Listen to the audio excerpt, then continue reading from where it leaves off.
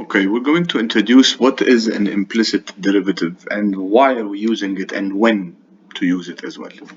So take, for example, these two functions for a comparison. The first one is clearly a parabola because it has x squared and y to the power of 1, but the second one is a circle.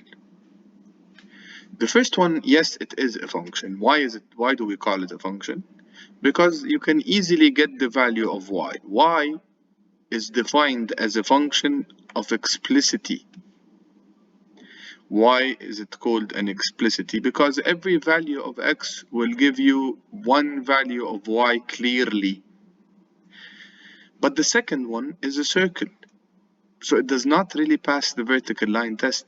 It will cross the graph twice, which means this is not a function. So if you want to solve for y in this function, let me take it here on the side.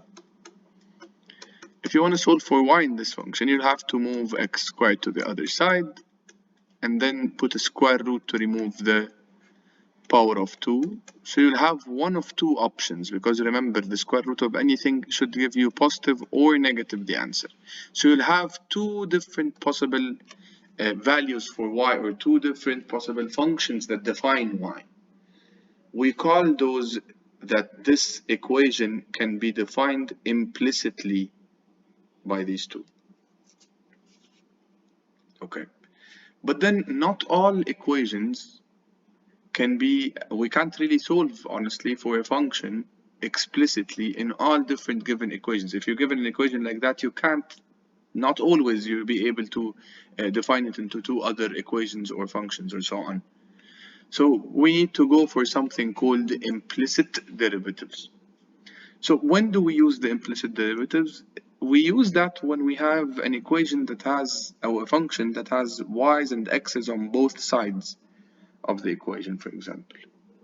Or whenever we have something that's not really a function, it might be an equation like that. And there are steps to do so. So what are those steps?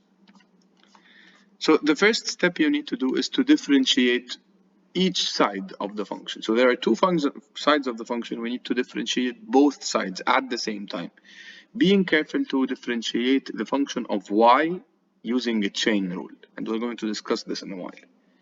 Then the second step is for you to gather anything that has the derivative of y dash. You need to gather all of those on one side of the equation and everything else on the other side, and then solve to find y dash. Now let's go for examples that would explain more about these kinds of equations.